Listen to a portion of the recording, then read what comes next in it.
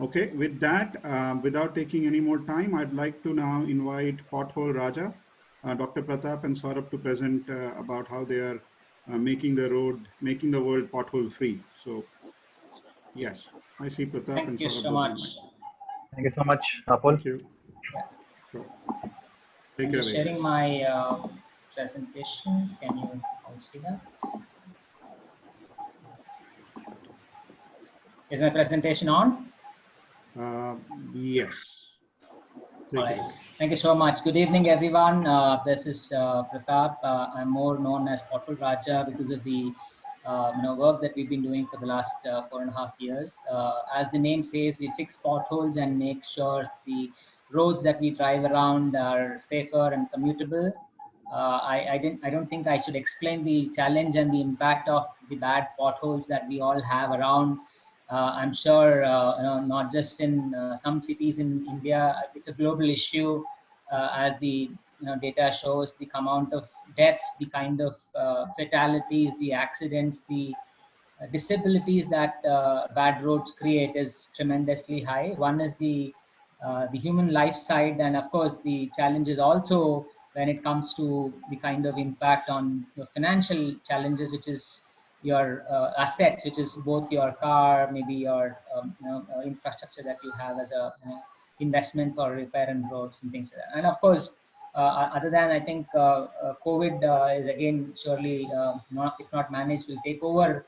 But as of now, one of the biggest contribution for young adults death is bad roads and road infrastructural issues. So that's I think the problem well known. So this started off with a intent for me to look at how one can start being relevant in the road infrastructure society. So I come from the uh, uh, armed forces background. I was a fighter pilot in the Air Force.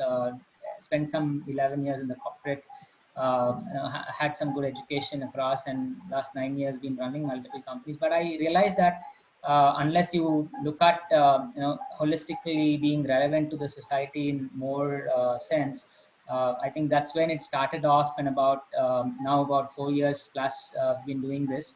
2017, of course, a lot of media started covering about pothole fixing that I was doing as an individual, and they all thought that I have lost somebody in some road accident, and then is that the reason why I started this? And then they realized that no, I had nothing to do with any fatalities in the background. But one of the articles was seen by Saurabh, who used to work with HP then, and he joined me as a volunteer.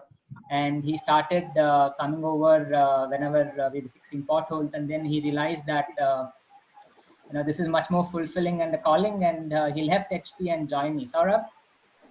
Thank you so much, Pratap. And I think it's been a journey quite fulfilling, wherein to talk about Pratap, right from the time saving our skies and making our airspace safer to now that we have come down to the road and ensuring the roads are safer. And it's a journey wherein we continue to move ahead.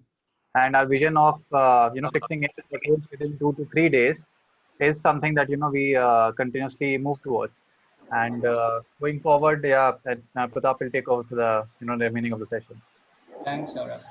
I think one of the important dimension that I continue to learn and get guided is by the institutes and the individuals who are supporting this entire journey and the vision.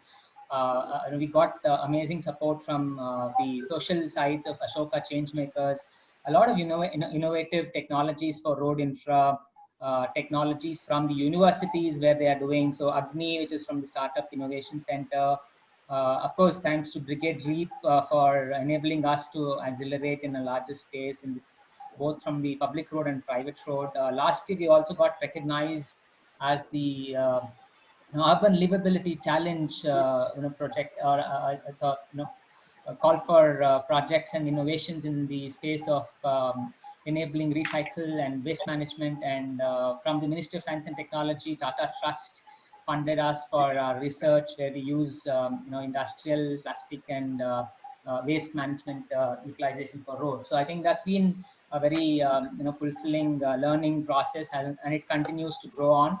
I'm sure these are pictures you may have connected in one of the forwards that you may have got, in terms of how around the world people are talking about or projecting bad roads.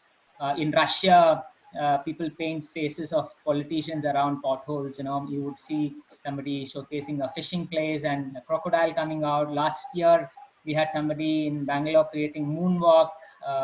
It's like a crater walk in Bangalore roads. And of course, there are so many varieties of ways people showcase that they are suffering and call for action.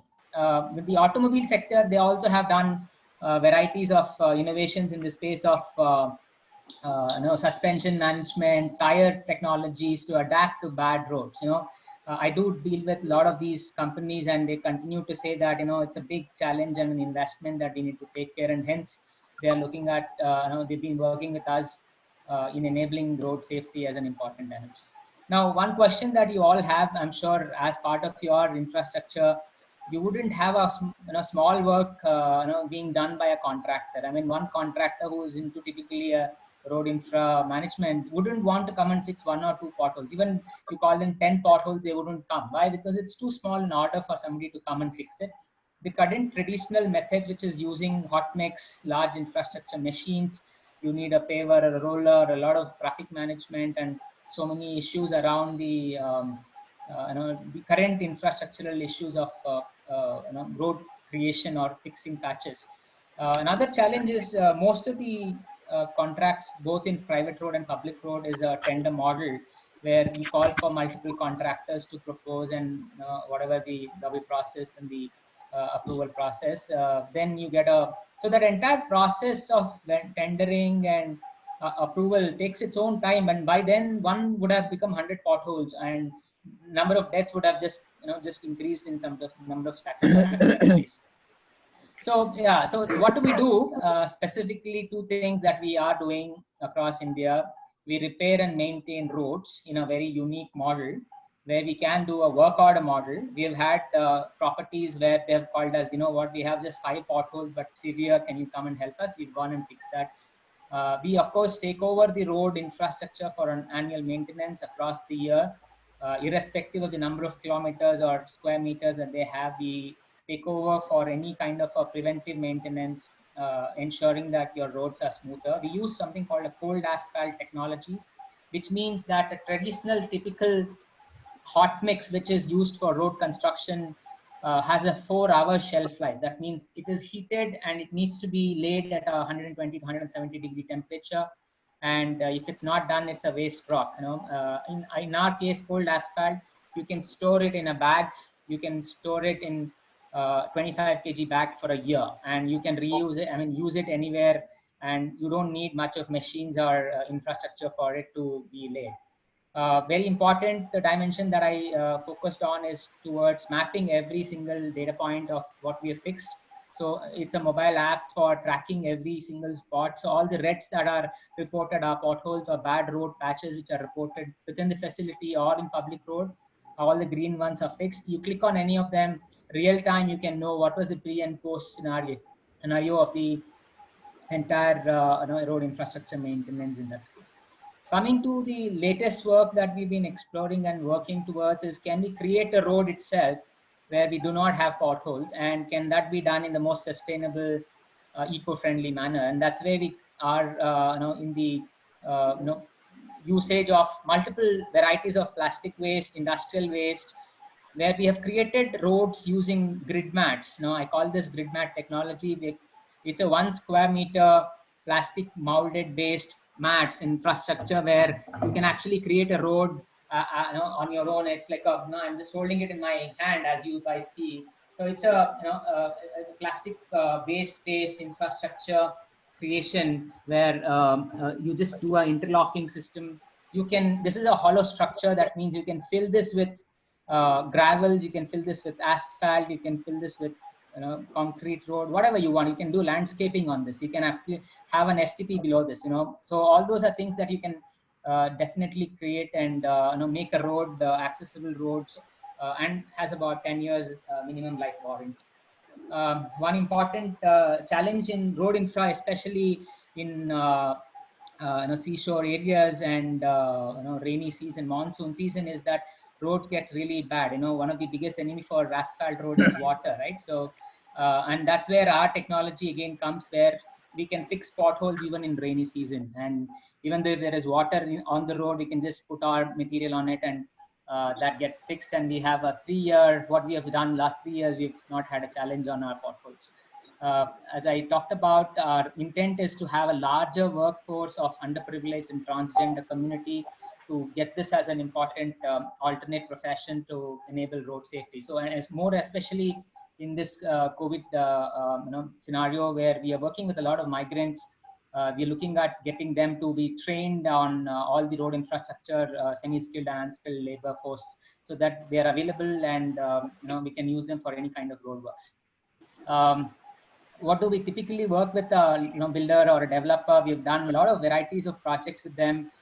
Anything to do with your inside of your campus roads, we take care of them as a facility management. It can be any kind of road, asphalt, concrete, paved roads, and manage them all through the year. Multiple projects that we execute on an ongoing basis, technologically updated. All the roads accessing your campus, that's another very challenging environment where you do not have a control on the road accessing to your projects, where the public is also using along with your construction vehicles during construction or post. That's where we work with CSR model with the builders and developers, where they invest in maintaining the road connecting to their property through a CSR model. Very recently we talked about. We work with RMZ. If you are familiar in Bangalore, there's a IT park called Eco World, and their internal roads are completely maintained by us, but also the access road is something that we work with them through their CSR and manage. So some very high-level snapshot of our projects that we have done. We work with Metro Corporation in Bangalore, all the contractors, the road, the tolls, at different places, in Electronic City Industrial Area, Bidadi Industrial Area, campuses of Mercedes, Hyundai, Toyota, Bosch, inside campuses of ITC Vincemana Hotel, Jain Farms Resorts. I talked about a lot of, also one of the other things which we have also done is train the trainer, where we enable the companies to take our material and use it with their trained resource. That's another thing where we supply material as well. So this is a snapshot of our existing paying customers.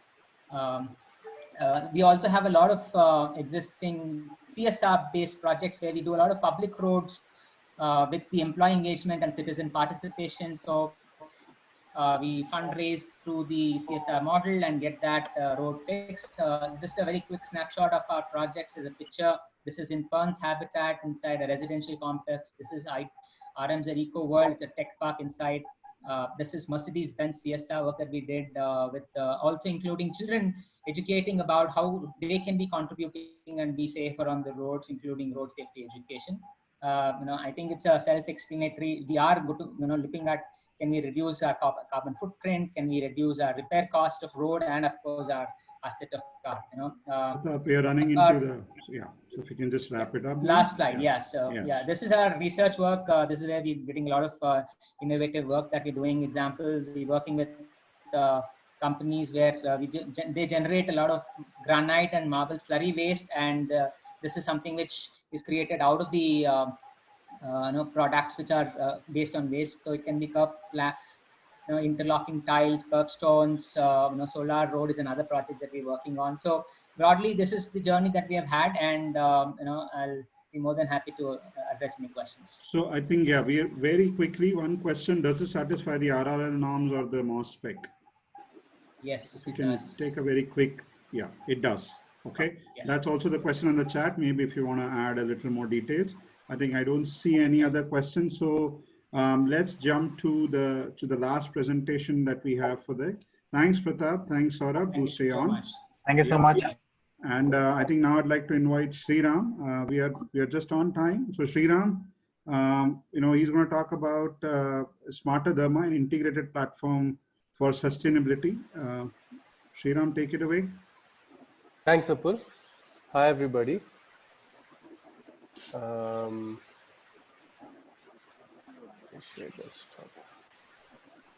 Okay, I hope you can see my screen. Yes. Everyone can see my screen. Great. Yeah. Hi, everybody. it's Friday, end of the day. Want to all end up, and I believe I will end on a positive note and exciting times for you and for me. My name is Sriram. I am the founder and CEO of Smarter Dharma, and I'm really excited to showcase what we do. I want to introduce to you, showcase our platform. We believe it's the first in India. It's an integrated platform for sustainability. What's exciting is Reap consciously. 1 second, I'm getting a message to share my screen. It is. No, share my video, sorry. Okay, can you see me now? Yeah, go ahead. Okay, great. Yeah. What's exciting is that it's a planned thing to have us at the end, because we are able to put together all these solutions. And I was looking at the questions people are asking to VGOT, to EcoSTP, and to Pratap with Pothole Raja, right? And I hope you'll see how all that is integrated.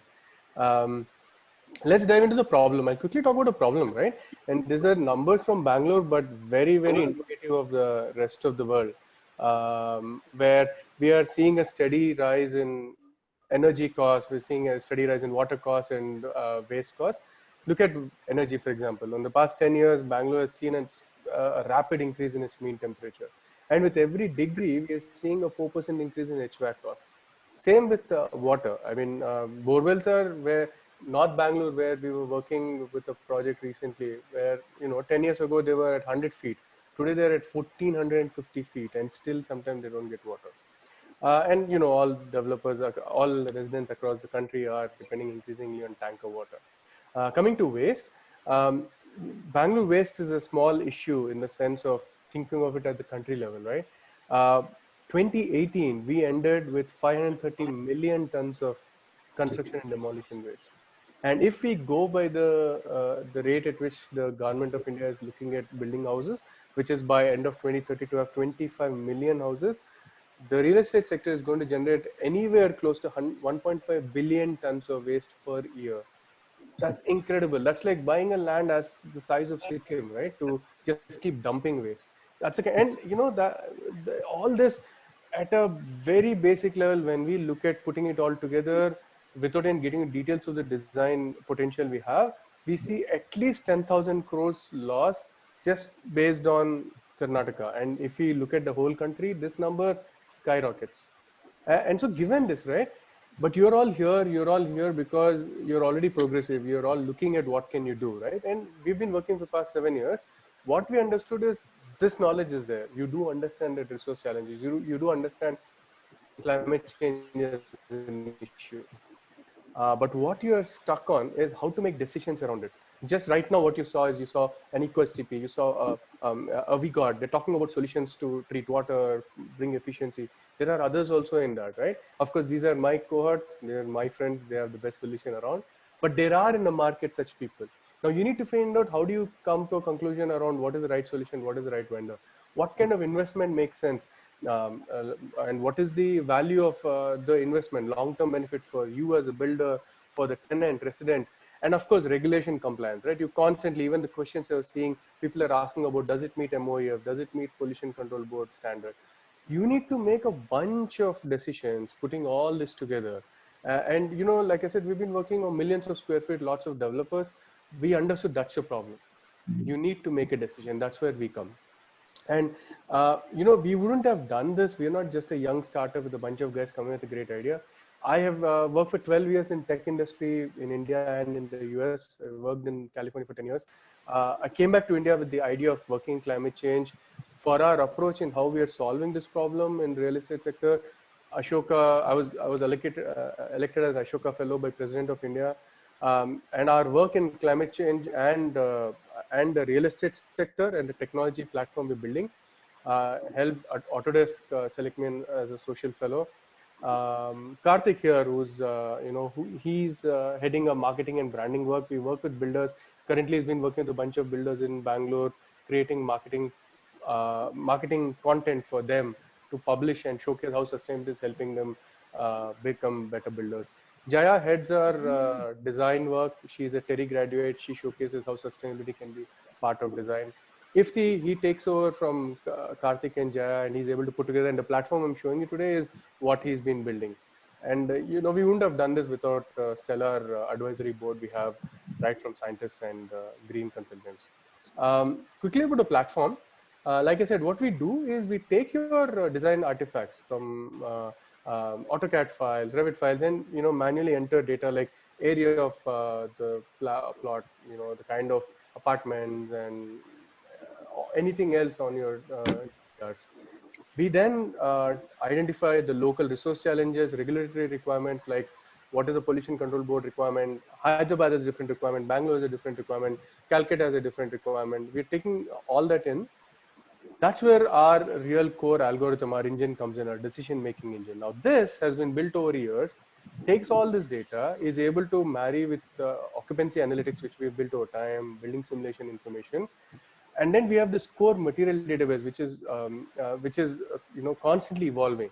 We have more than 1,000 materials database, right, from flooring options, etc., and a lot of vendor information, more than 300. All these solutions, which my friends have spoken earlier, we put all that together and provide you solutions and a well integrated solution, which we bucket into energy, water, waste, and you know, these are all the potential vendors and solution providers under each of these with the right kind of ROI sizing details.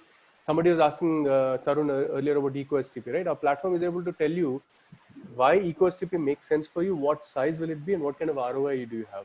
Why should you use VGOT, and what kind of value you will get. All that is plugged in, and the solution is able to put together, including that contact information, so that you can then talk to them.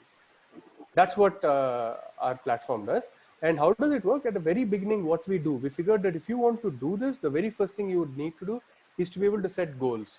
So as soon as we take your design information, we're able to come and say, hey, because this is now, for example, a data from a project in North Bangalore. We're able to set a goal that you should be 90% water neutral, and it's able to track how well you're doing. Similarly, in waste, in occupancy, health, and as well as carbon footprint.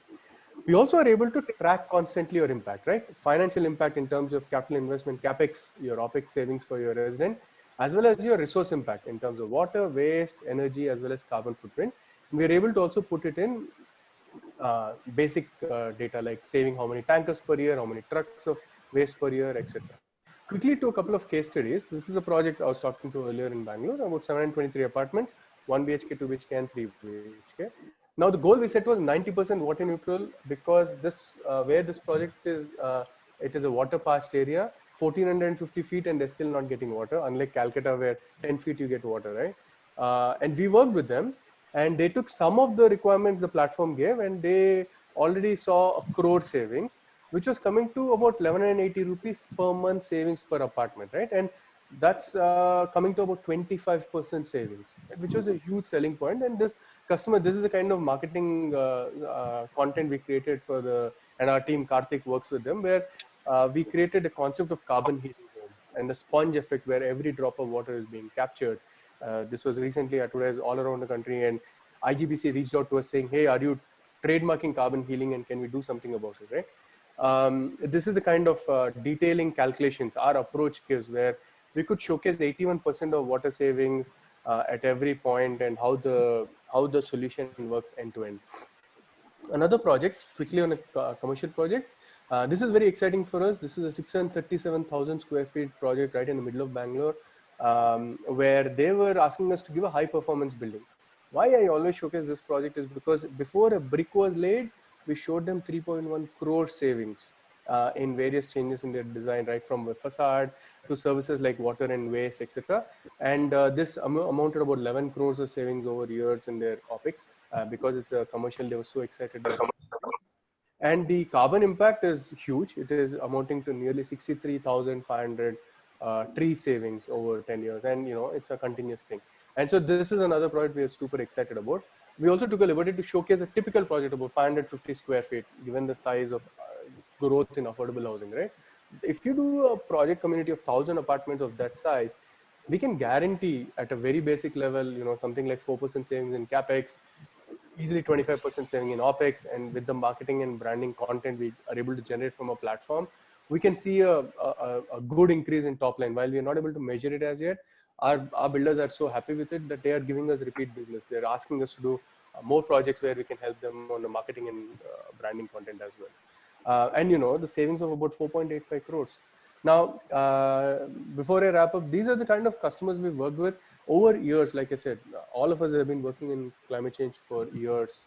Before we work with government, we work with other facilities like Jungle Lodges and Resorts, which is an eco resort in Karnataka. We work with Featherlight, which has factories, Swiggy food delivery.